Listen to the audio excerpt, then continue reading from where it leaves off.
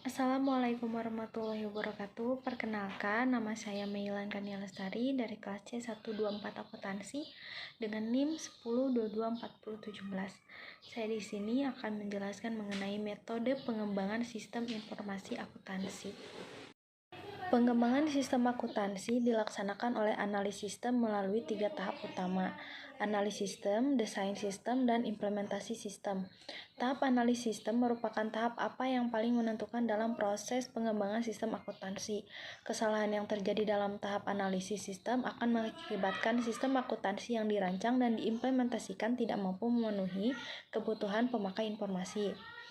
Dalam setiap tahap utama pengembangan sistem akuntansi, analis sistem mengambil dokumen tertulis berupa usulan atau proposal dan atau laporan. Dalam tahap analis sistem, dokumen tertulis yang dibuat sebagai perencanaan analisis yang akan dilaksanakan oleh analisis sistem disebut usulan untuk melaksanakan analis sistem. Dokumen ini dibuat oleh analis sistem berdasarkan kerangka acuan yang dibuat oleh pemakai informasi. Hasil pelaksanaan analisis sistem dituangkan oleh analis sistem dalam dokumen tertulis yang disebut laporan hasil analisis sistem.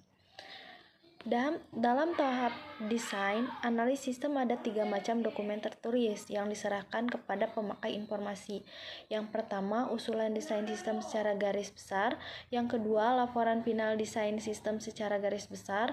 Yang ketiga, laporan final desain sistem secara rinci.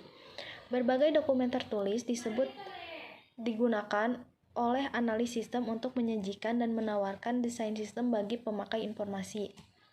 Dalam tahap implementasi sistem, analisis sistem membuat dokumen tertulis yang disebut laporan final implementasi sistem.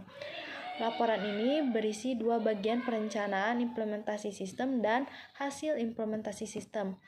Pendekatan konversi yang dapat digunakan analis sistem dalam mengonversi sistem lama dengan sistem baru adalah: yang pertama langsung, yang kedua paralel, yang ketiga modular atau pilot project, dan yang keempat Bayesian. Untuk mengkomunikasikan hasil analisis sistem dan rancangan sistem kepada para pemakai informasi, analis sistem menggunakan simbol-simbol standar. Simbol standar digunakan oleh analis sistem untuk mencerminkan aliran data dan aliran dokumen dalam sistem. Bagan yang melukiskan aliran pengolahan data dalam suatu sistem informasi disebut dengan alir data, data flow diagram, dan bagan yang menggambarkan aliran dokumen data suatu sistem informasi disebut dengan bagan alir dokumen atau dokumen flow chart. Dan dari saya, mohon maaf bila masih banyak kurangnya. Wassalamualaikum warahmatullahi wabarakatuh.